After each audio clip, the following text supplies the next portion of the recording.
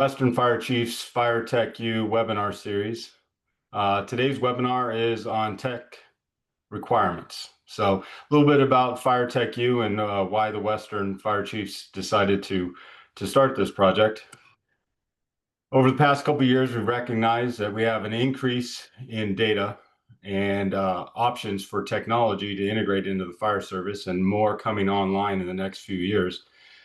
And we found that throughout the fire service, we have a bit of a gap. So our goal with Fire Tech U right now is to inform and create fluency in technology for the fire service as we move into the future. Today's webinar is led by Jason Brooks. He is the founder and CEO of Fireside, and he's going to bring in some case studies and go over technology requirements as you look to integrate technology into your agencies. Thank you very much for joining, and I'd like, here we go, Jason. Great. Thank you, Matt, and everyone from the Western Fire Chiefs for kind of giving us this opportunity. And we're going to spend a little bit of time, as Matt said, sort of talking through technical requirements.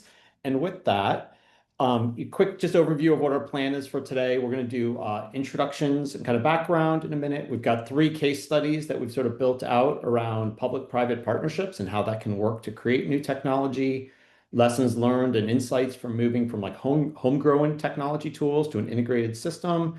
And then finally, a 3rd case study around roadmap and development. So kind of format for the day is we'll try to keep those sort of 3 different modules. We'll have time for questions at the end. If something comes up, of course, during them, please just drop it in the comments, and we'll try to take it as if it makes sense in the moment or not. But first, I'll just start off with like why technical requirements are so important, right? And to kind of illustrate the point, we've all had an idea for something, right? Like this is, oh, I want a swing, right? We all kind of can think about that. But then you have to understand how somebody understood it. A swing can look like this. And then that swing has to get translated to somebody who's going to design it. What's it going to do? Finally, in the case of technology, the software person the programmer actually has to write it. And when you get to the very end, this is really all that you really wanted. And so kind of, holding this in kind of remembering this throughout today, it's what we're going to try to really cover is just some examples of like how to make sure you get the swing at the end there, right? The rope swing is so important.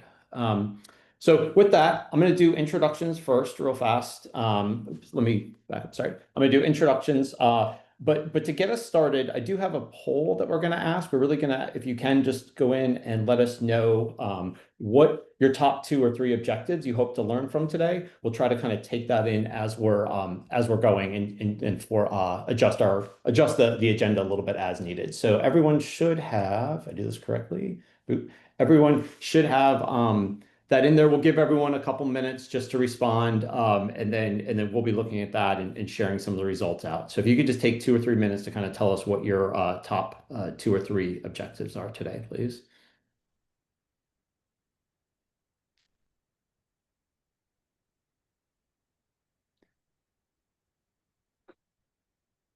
And we'll start calling on people if we don't get too many responses. So that's the warning.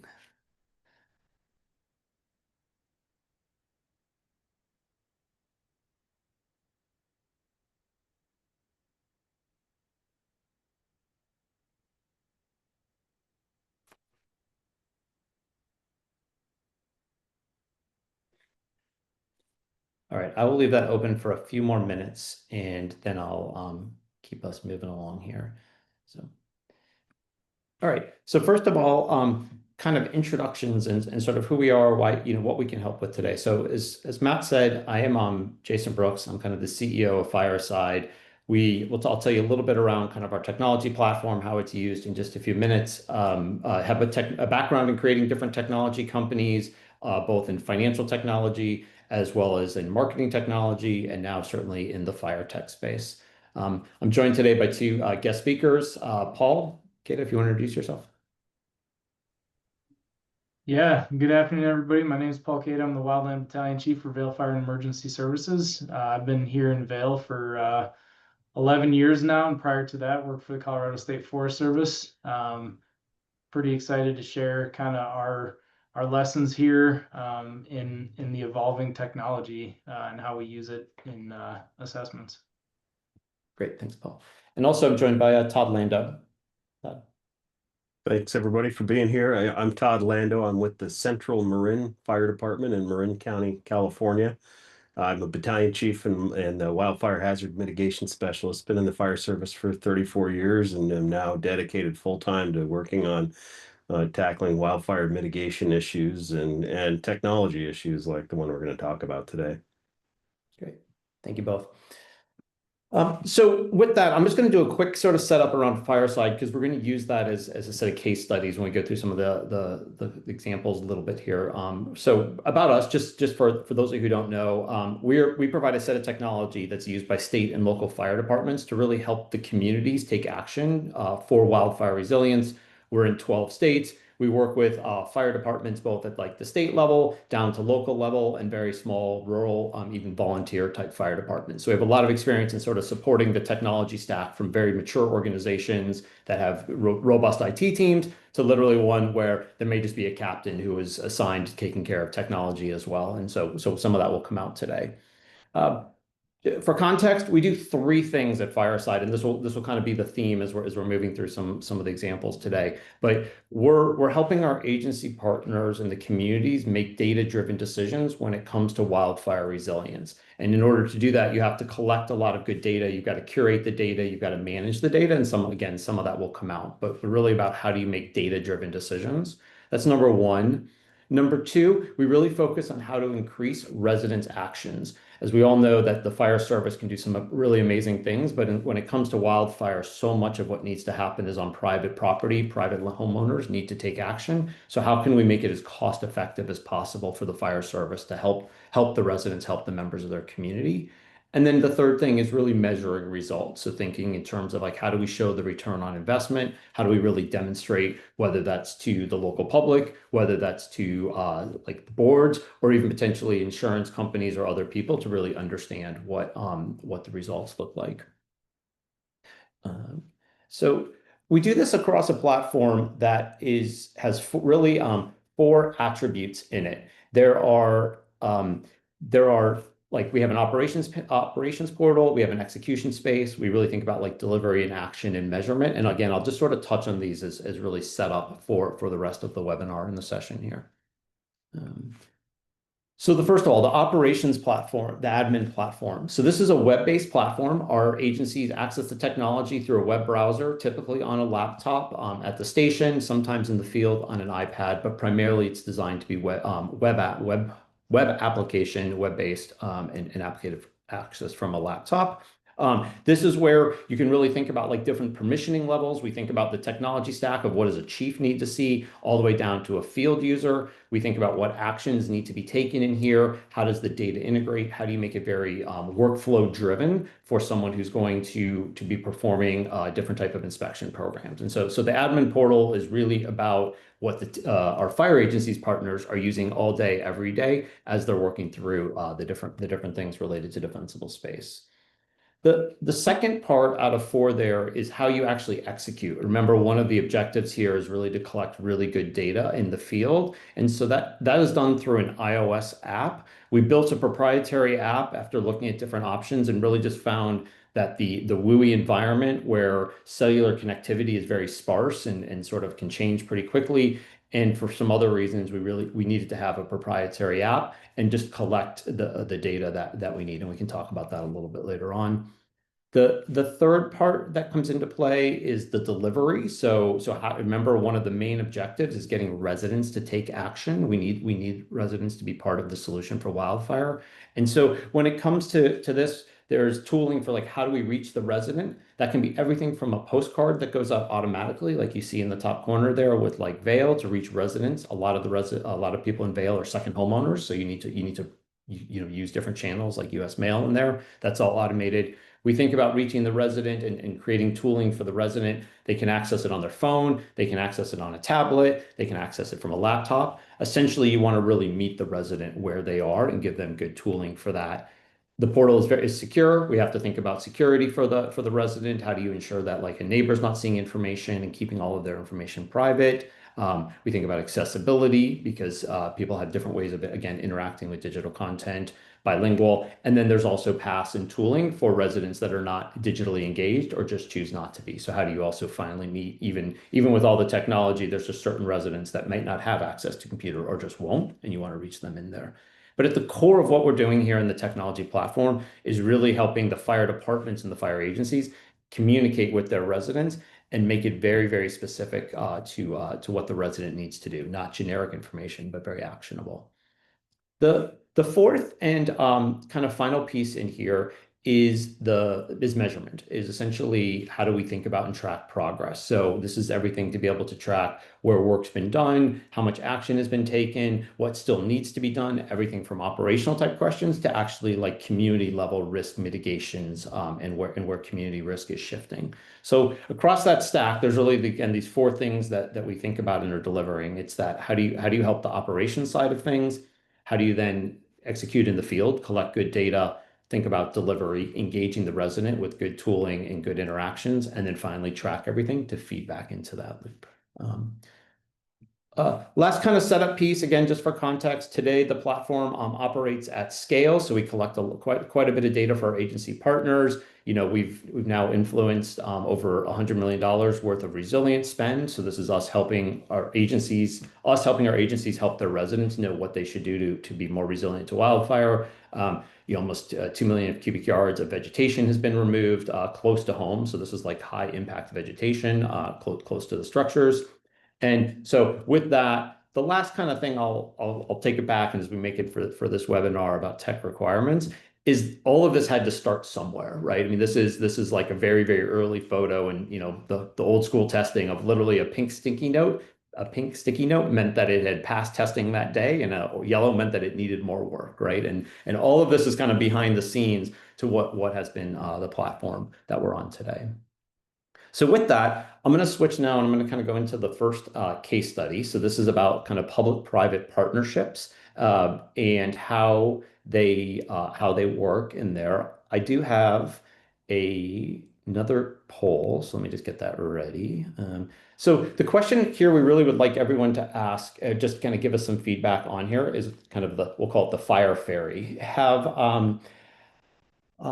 Really curious if you've ever had ideas or need that the fire technology service needs. The kind of classic prompt for this it'd be so great if we had this at the station. I'm so tired of doing this over and over again. And really just kind of curious, either show of hands with a yes, or if you have some fun ideas, we'd love to kind of hear what they are that are in there. So I'll start that off and I'll leave the poll open again for a few minutes and we'll share these at the end here. So let me keep moving. Okay. So Todd, I'm going to turn this over to you for a few minutes if you want to kind of do the setup and introduce Marin Wildfire and kind of how the public-private partnership came to life. Oh, you're on mute, Todd. Sorry. Todd, you're on mute. I'm here in Marin County, California, just north of the Golden Gate Bridge. And we sit in sort of a unique location in that we've been surrounded by these devastating fires that everybody's seen and read about over the last decade. The North Bay fires in 2017 were just to our north. In 1991, the Oakland Hills fire was about 8 miles to our south. We know we live in a significantly hazardous environment, but it's been a long time since we've had a major wildfire in this county. That in 2020, recognizing that these fires were inching closer to us and that we really weren't taking enough action, we passed a tax measure that passed with 70.8% of the voters. So strong support in the community to tax themselves to create an organization that would just do pre-fire mitigation work. And importantly, there was a piece of this tax measure that was intended specifically in the voters' language to fund development of technology that we would share with partners and agencies even outside of our boundaries. So that tax measure is now in its 5th year, and I'm here today because of our relationship with FireAside. but really because we have this initiative to develop technology, share what we learn, and really at this point we're now in this sort of journeyman's phase where I feel like we're really learning from other agencies that are building on what we've developed and developing new technology, and I think this was sort of the beginning of a new era in developing this sort of technology to help us in this fire prevention realm. Um, for the decade from say 2015 to 2010 to 2020, we had this concept that the new technology we were seeing from iPads and iPhones, this new second generation of the internet era, it gave us opportunities, but we didn't know how to execute it. We were still conducting our fire inspections to the tune of several thousand a year on triplicate paper forms that were based on what the state of California publishes. The CAL FIRE calls this the LE 100 form, and this is a good example. This is an actual look at one of those forms. We realized that we're making contact with thousands of residents who need information. And we check a box that says something along the lines of, pursuant to Public Resources Code 4291, you must remove all desiccated forbs within 30 feet of habitable structures. And I'm just thinking, you're an 80-year-old resident. What does that mean? What are you trying to explain to me? It was a simple concept. But we weren't communicating effectively. And doing it on paper, we had no real way to track the information, the data that we were collecting beyond, duplicating our efforts and somehow scanning these forms or doing data entry behind the scenes. We were using 100-year-old technology in an era when that was just, no longer feasible, and we were losing out on a huge amount of actionable data going forward. That's right. I mean, yeah. Ultimately, that vision, we knew that this was possible. We did not know the right partners to work with. We tried different versions, building interactive PDF forms that were essentially just glorified copies of our paper forms with slight advantages to inserting some data into a spreadsheet, but we didn't know how to take action on that. We had the concept. And eventually we realized, we needed to have the finances, we needed to have a structure in place, and we needed to have the ability to engage with a real developer who could help us move it into the technology that was capable today. And so kind of with that, right, I'll together, what was the objective, as Todd was saying, right? Like the way that Fireside heard it at the time, right? Which was, it was less than 4 months from kind of when the brief happened. The voters had passed this measure and things needed to happen before the wildfire season, like sort of the inspection season ramped up. There was the need to really ensure that the resident has an amazing or good first impression. There was technical requirements around like inspectors moving in and out of coverage areas. And then finally, making sure that there was really enough data from the purposes of getting this moving to evaluate a full-scale rollout. So there was, of course, a lot of other things, but at the core, that was really the objective when the public-private partnership got started in there. And I'll start, Todd, if you want to jump in. But we started, the approach we took is, which we think actually, and we'll talk about lessons learned on the next slide. But we created a very, very small team. There was 2 people from Fireside, and there was 2 people from the fire department that sort of were the consolidation points to ensure that there was very, very close collaboration, but also that you just didn't get distracted with too big of groups. And then we did weekly sprints. So every single week we had set meetings, we did co-development, and we had very, very rapid prototypes. So you can think about it in the velocity of was discuss something, the next week review it, refine it, and just keep reiterating that process throughout that 4 months. And Todd, I don't know if there's anything you want to add there. Other than I now realize that swing set illustration was directed at me. That's right, exactly. We had to get into the tire. We don't speak the same language, and a big part of Jason's job in the beginning here, and I think anybody developing something like this is really developing that translation, the compatible language in the beginning. And so Some of the lessons learned here, right, that kind of came out about it was, as we sort of talked about, was that importance around that code development. So if you're in your department and you're thinking about different pieces of technology, that how you embed in with the technology partners, right, really meant that product market fit, right, which is sort of the jargon, at least always about there, is like, how do you make sure the product really hits and does what the market does? It was critical for that first release. I would say, prioritization matters. There's a million ideas. There was a million things that our fire agency partners had, wanted to do and had to do, and we spent a lot of time really wrestling through and thinking about what is it must do on day one, what is a fast follow, what does it need to have in there. Um, I'd also say we learned a lot around the consolidating feedback to a single channel. In the early parts and some of the early rollout process of this, a lot of people were coming with ideas from around the different fire departments and the fire agencies. And so how we consolidated that back down to ultimately Todd being a single point of contact, and then him doing, and he can speak to like what happened behind that, but how he organized the organization to bring in consolidated feedback. But it made it much easier for both prioritization and to get consistent messaging in there. And then, we also really set expectations, and we learned that it was important to really let people know that it's beta. And for those of you who aren't familiar with that, I mean, beta is that, it's a state where you're acknowledging this isn't perfect. You're acknowledging it's like close to being ready, but it's going to need some more work. And so you don't come into it expecting it to be a fully polished product at the very end. It has to do the functional things, but it definitely is rough around the edges, so to speak. And also, like, we learned a lot around, like, to stay, ensuring, I'll call it respectively, in our swim lanes, around not telling the software engineers how to write code or what it needs to do, just really focusing in on the problem space. And we'll come back to that in a minute.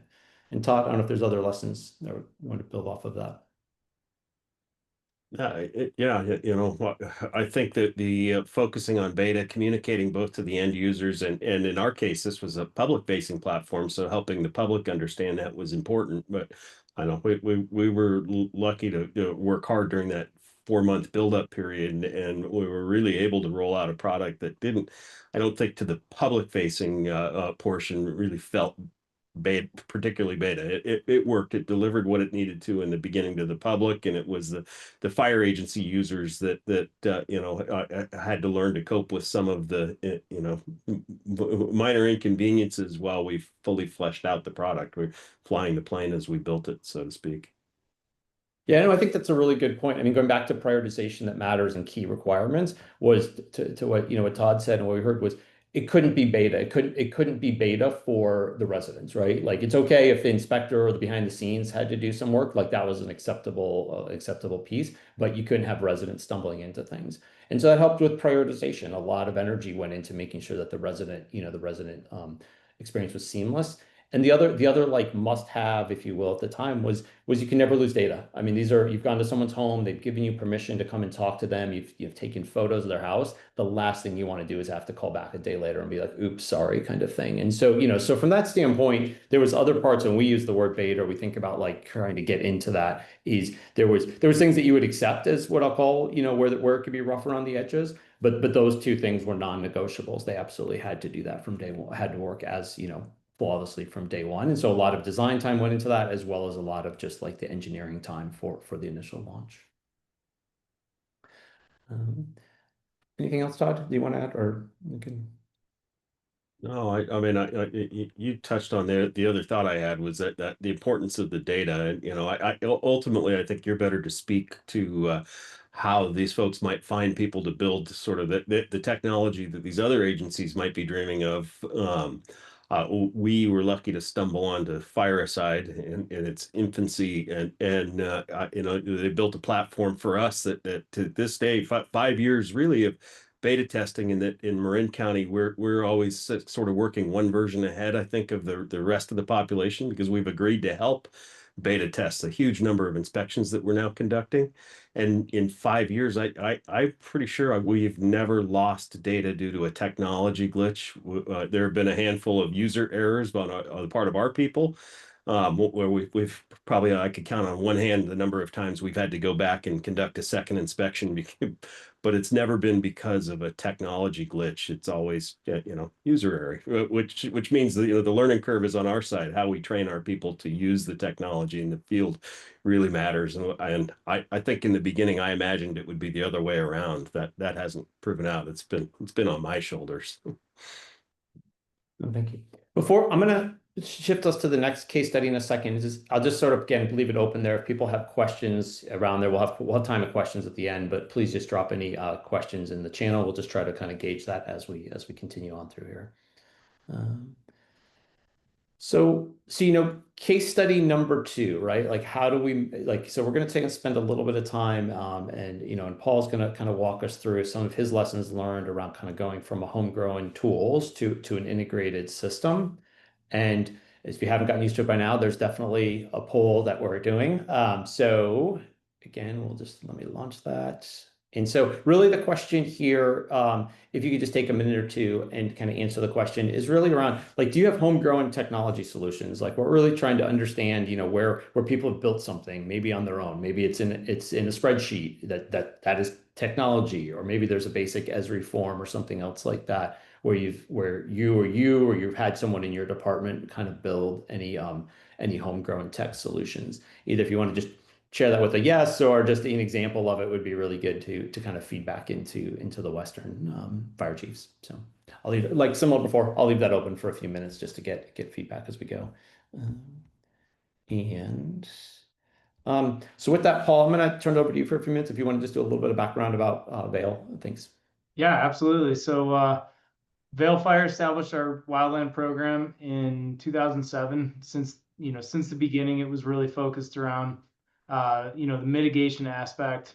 We've had a strong emphasis on community-based programs. For those that don't know, our jurisdiction's pretty small, much smaller than Todd's. We are a resort community of 4.6 square miles, entirely surrounded by the White River National Forest. And, we have a substantial wildfire risk. However, we don't have an extensive history of wildfire here in the community. And so, we look at the examples, particularly in California, of, community impacts of wildfire, knowing that, really wildfire is a matter of when, not if, in our community. And, we're really taking fairly aggressive approaches to address the wildfire risk, within our community. As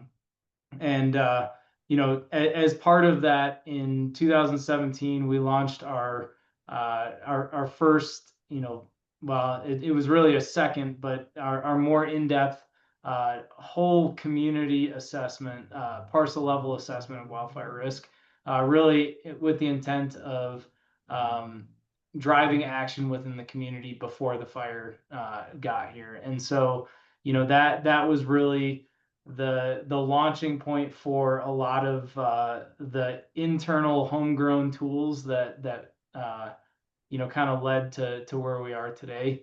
If you want to jump forward here, I can dive into, our technology was really it was pulling together and baling wire and duct taping the technologies that we had access to, both within the fire department as well as across the town of Vail, through a really positive relationship between our GIS folks, some really talented folks in our IT department, and an outside research group.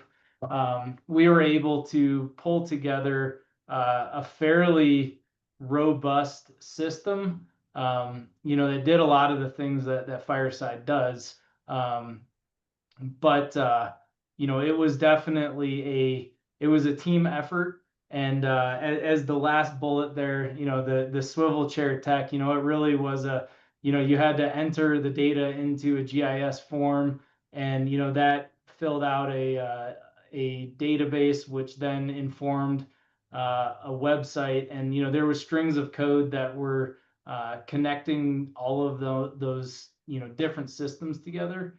And in the end, it all worked together most of the time.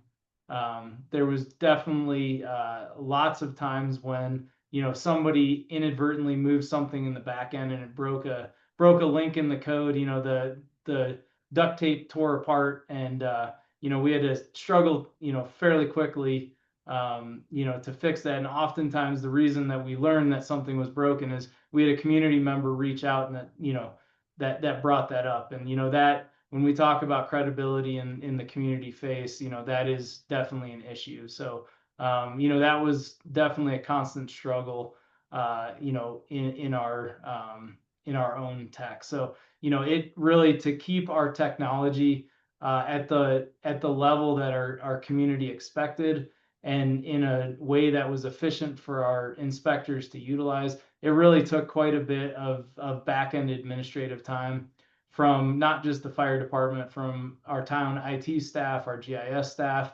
and that was really a fairly large lift.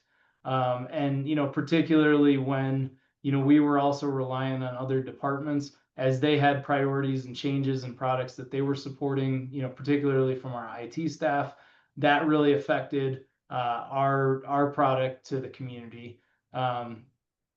So it was anytime that we wanted to make changes, it really took a concerted effort among all three of our departments to make that happen.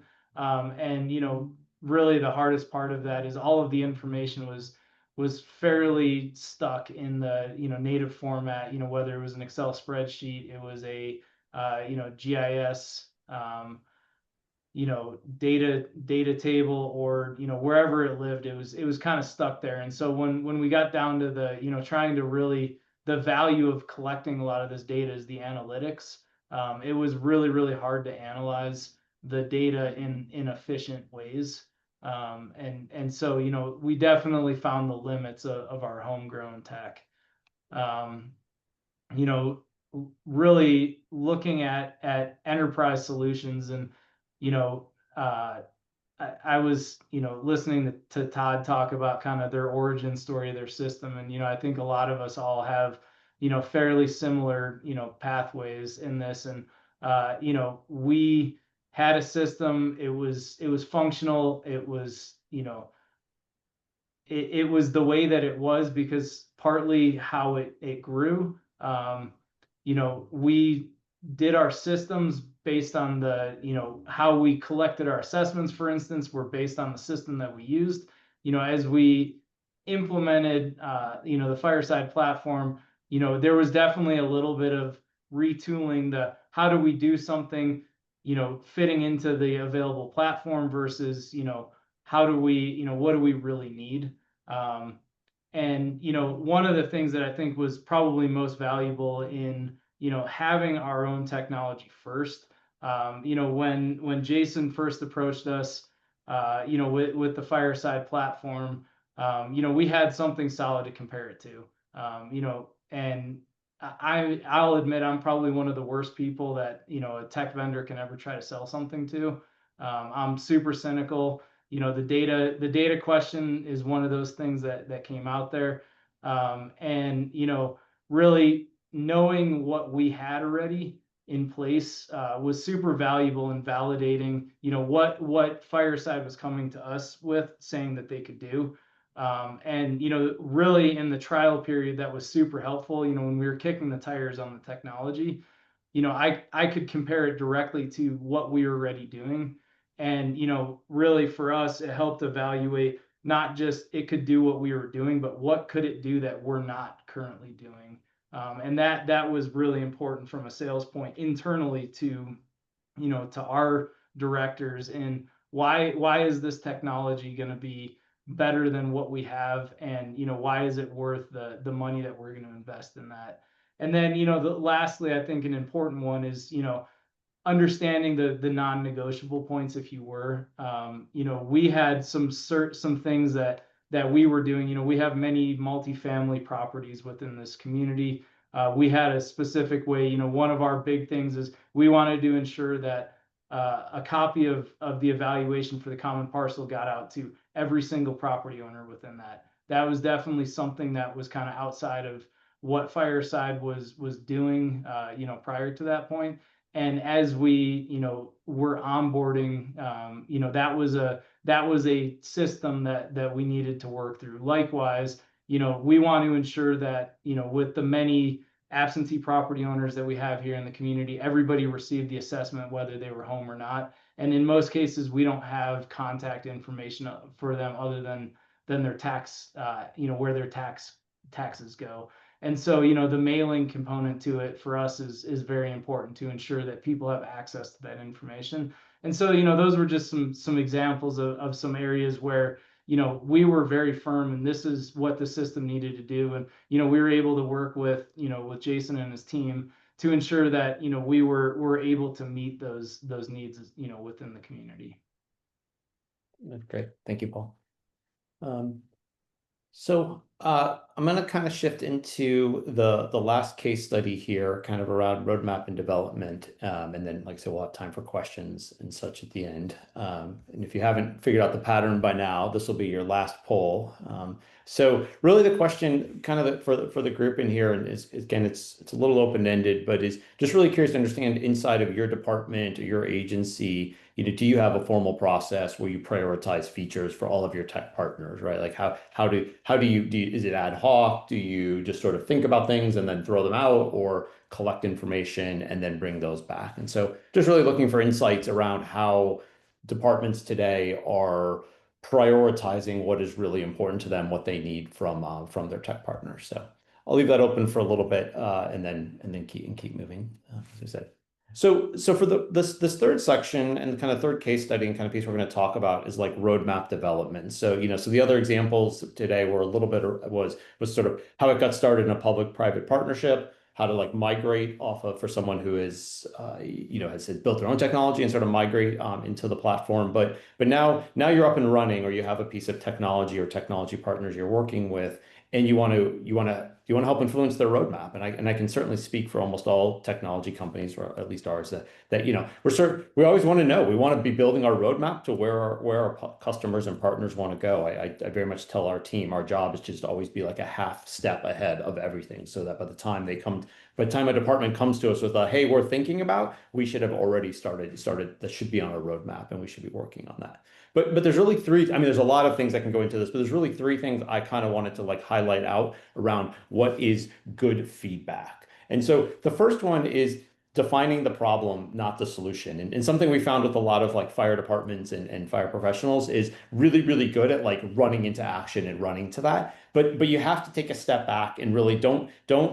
come in with it needs to do X, but actually come in with like, this is what I am trying to accomplish. The problem I have is X. It is painful that Y happens. But by staying focused in the problem, it makes it a lot easier for your technology partners to really understand, rather than just telling them it should do, A or something like that. So that's kind of one thing to keep, again, and we'll show examples of these in just a minute. Number two is, really the more you can ground it in concrete examples, the easier it is to then unpack and sort of work with in there, right? And so, if I were to use an example of that, and like we sometimes will get feedback where it's like, people are having trouble with the iPad.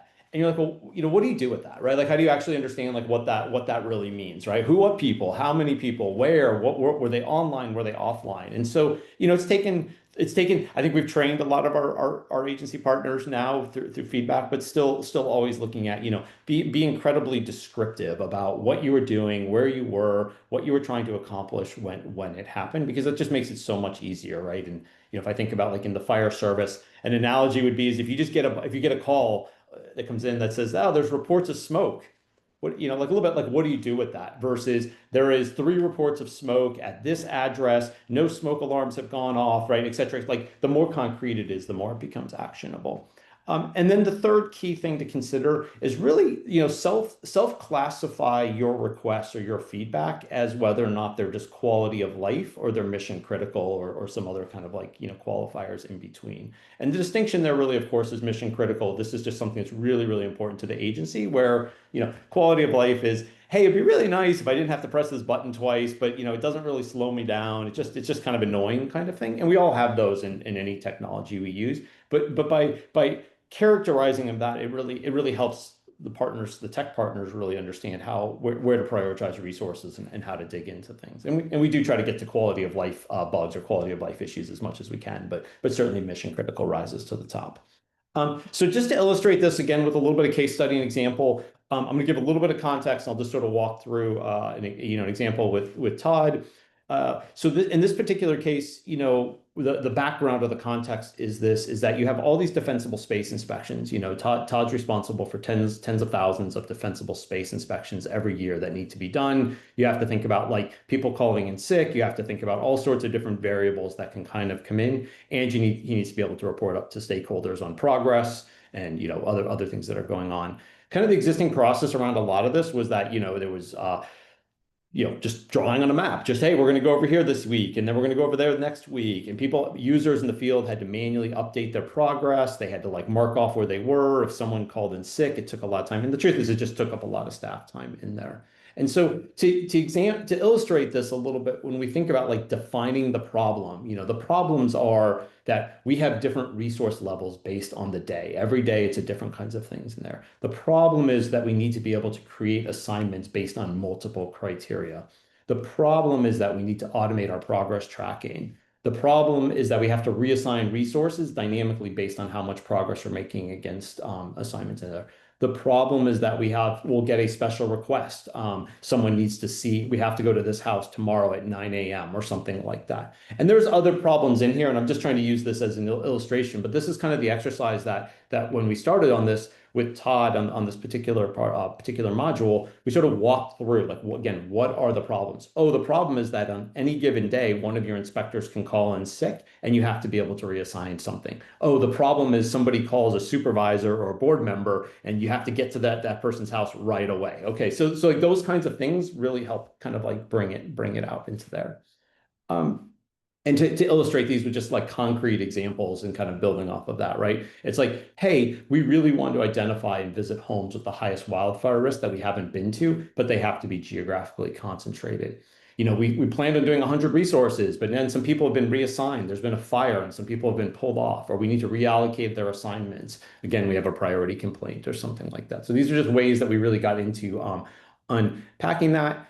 And then Todd, I might let you talk about a little bit about dispatch for a minute, but then, kind of you can see what the process was the problem was defined in January of 25. That led to a prototype that was released in March. There was a beta, and then, a version 1 and a 1.1 that shipped after that. Todd, anything you want to add? Yeah, I mean, I see a couple of really important pieces, lessons that we learned, and successes really with the development of this module. It was partly the success of this platform that we worked with Fireside, developing and working with as other agencies signed on and continued that development. We found ourselves much more efficient. We were able to conduct inspections that it hit. Like Jason said, we're at 30,000 properties annually now. Those kind of numbers really opened up these chasms in between what we were capable of and what our paper-based management system was capable of, dealing with the employee scheduling, dealing with the scheduling of these inspections. And I think where we had learned our lesson, this was it really started 4 years into our relationship with Fireside, was we were able to invite their developers in. We defined the problem that we are doing things manually using 4 different pieces of software to schedule our software and some manually to schedule our inspections and our inspectors. And rather than simply saying, we want you to build a new piece of the Fireside app that will duplicate what we do on paper and with these other pieces of software, we want your developers to come in to watch what we do, to learn how we manage that side of it, which is very different than the inspection side of things. And we want you to propose a way to solve this problem, to do it the best way possible. If it turns out that the best way to solve this problem is the way we've been doing it, but with a bit more automation, fine. But ultimately they were able to listen to us, and we were able to really lean on the expertise of the people who work in the software development field rather than firefighters, and come up with a solution that sort of knocked it out of the park, in the sense that It does things that we never would have been able to dream of. It does it much more efficiently and streamlined. They recognized some of the errors and the things we were making more complicated than they needed to be, and has once again increased the efficiency of our program and our ability to reach more people with better quality inspections, and ultimately to ease some of the workload, and I think, improve morale and improve, just general quality of our program for the employees and for the public. Awesome. Thank you, Todd. So I'll just do one other example and then we'll have about 10 minutes for questions. So kind of second kind of problem when we think about like roadmap define, right? And so if you think about, so for again, for background or setup in here, if there's a field inspector and so someone can be a seasonal hire. This could be one of their a very early job, they could be very young, could be an early job for them. And they're a seasonal hire that's going to be doing defensible space inspections in there. So you could have people that are much more senior and volunteers in a wide range. So you just have to think there's this really there's a really diverse group of people that could be coming up to a house to do a wildfire inspection, both diverse in their background and diverse in their experience. But you really have to ensure that there's a consistent data quality. You have to ensure that there's sort of like consistency when you capture things, accuracy, etc. And so what we identified is that, that there was spaces in there where training either broke down or people just were, the field inspectors would sometimes struggle to identify things correctly in there. And so, the problem is, as we defined it, was, how do you really ensure that you can introduce prompts or coaching to users that will not disrupt their workflow, because you can't make something that suddenly is going to, like, everything has to take twice as long. It has to be really fast. It has to be automated. It has to fit into the already existing workflow and the tooling that exists in there, but really sort of like help give people that are stuck when they're not quite sure what something is in the field, or they need a little bit of feedback or a little bit of coaching that was in there. And, again, just to try to show you the thought process when you get into requirements, specific examples, right? I am a brand new inspector. I've only been on this job for a couple of weeks, and I'm approaching a house, and I need to quickly identify what are the vulnerable and resilient, like, housing attributes. I might be in a neighborhood I'm not as familiar with, and I want to make sure I classify the vegetation type correctly for the fuels modeling work that needs to be done. Is this a Monterey cypress or just a regular, like there's just different things, and they're not a botanist, they're not familiar with like necessarily plant species, but they want to make sure that it gets classified correctly because that does influence the fuel modeling that happens in there. And so kind of with that, the solution that we've the technology that got built is really how to integrate where the person in the field can take a photo in the field and get a high confidence of sort of recommendations around what they're looking at. Think of it as essentially an AI type prompt of take a photo and the tech will tell you instantly what we think it is.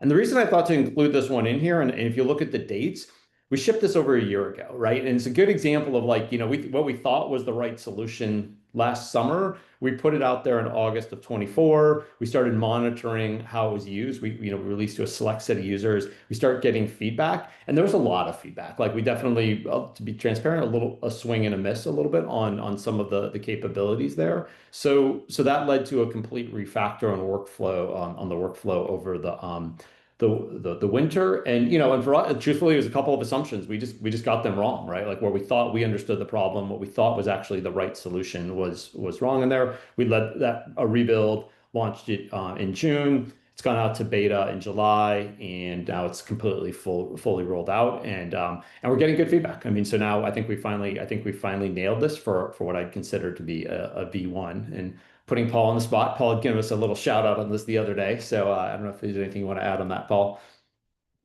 No, I think, I actually just learned about it, a couple weeks ago, and it's been a great tool that's in the platform.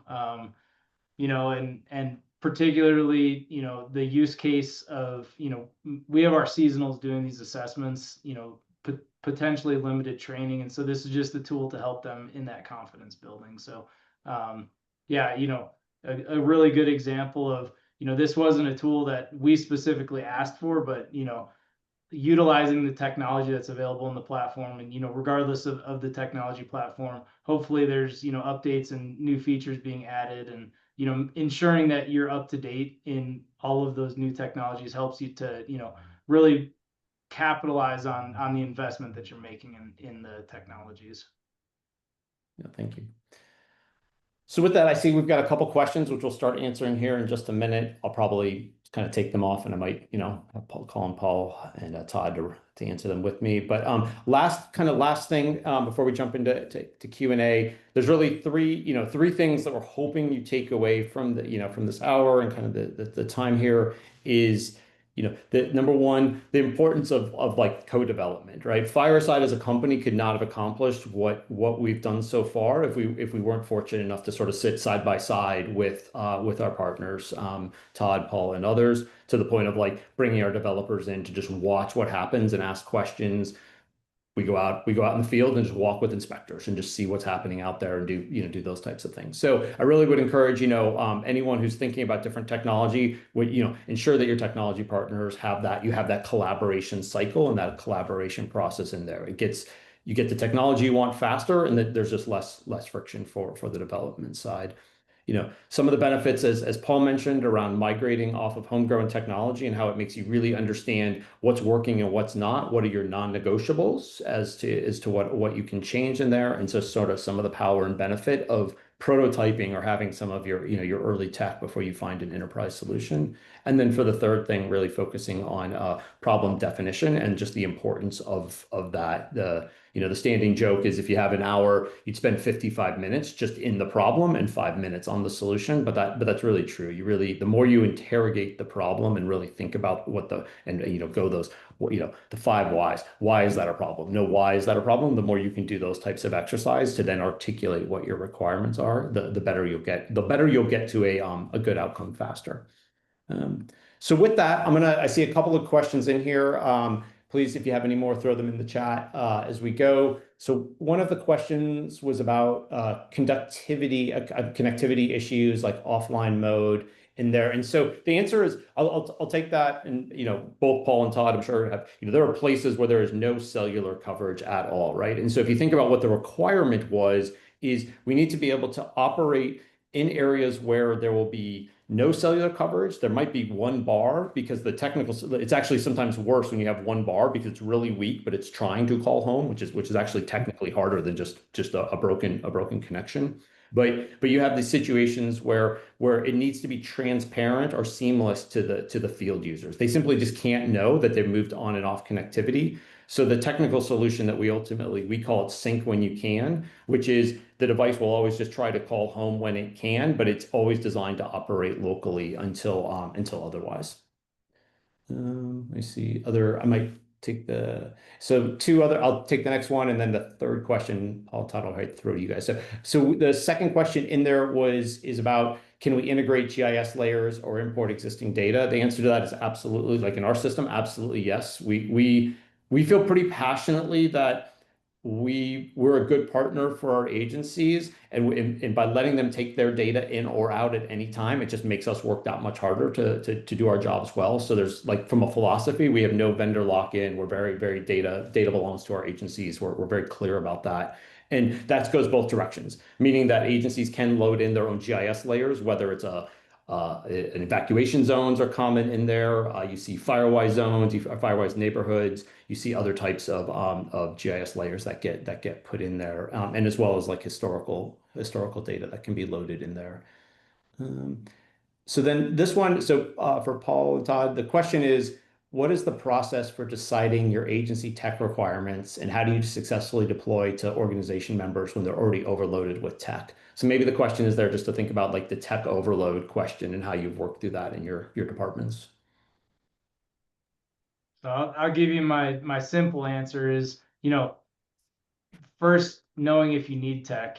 I think there's some people that grab tech because it's the shiny object that's in front of them, and the more tech, the better.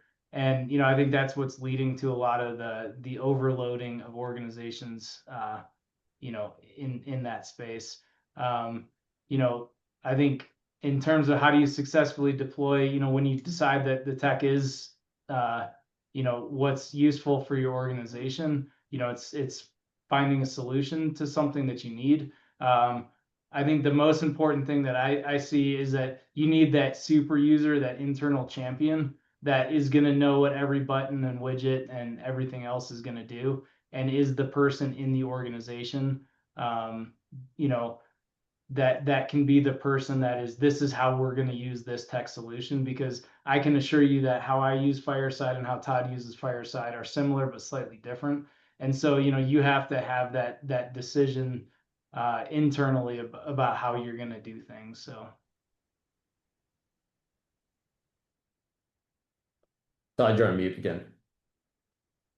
Just gonna say, without being too cheeky about it, working with an outfit like Fireside in particular, we had developers that were probably more mature than some of the teenagers you see maybe doing some software development out there, who sort of understood the needs of maybe the older generation of firefighters. And then the reality is, I think we're probably all seeing this in the fire service, that the next generation of firefighters, they were born with iPhones in their hand, and the complexities aren't the same. So I think sort of understanding that there's a vast gap potentially in technological savviness among members of an organization, understanding where those are, providing training to our people.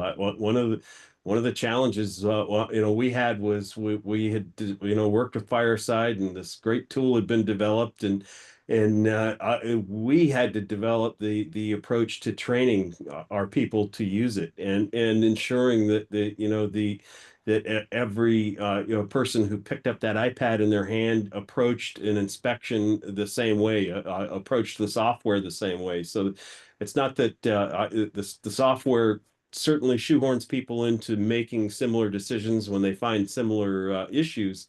But it still requires some training and some thought on our end. And on the fire service, we have a background in training, but it's that probably not really well developed in the software world. So applying some of those lessons, really thinking about the gaps in understanding, and recognizing that it's our responsibility to make sure that our people understand how to use it, and understand the best practices.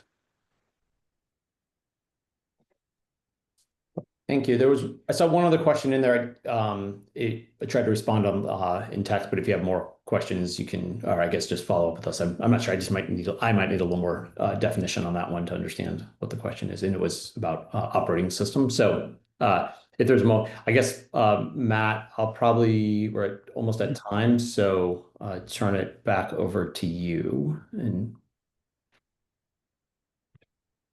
Sounds good. Thank you, Jason. Everybody who attended, thank you very much. We have 3 more webinars coming up over the next several months. We're going to take December off. And following this webinar, we're going to be sending out surveys. We hope that you can take the time. What we're trying to do through this collaborative effort, this section of Fire Tech U it has been funded by a Google initiative, and we're working with counterparts all over the world within the fire service and technology to find a path forward to improve the workspace of firefighters administratively, but more importantly, operationally, getting the tools into the hand of the firefighters on the ground who are doing the work. So I hope you could take a moment, fill out the survey, and if you have any comments or suggestions, please include them with your survey, or reach out to the Western Fire Chiefs Association on their website, and you can reach me through there. Again, thank you very much for taking the time with us today. We hope you gain some insightful information and helps you in the future. Take care. Thank you very much. Stay safe out there.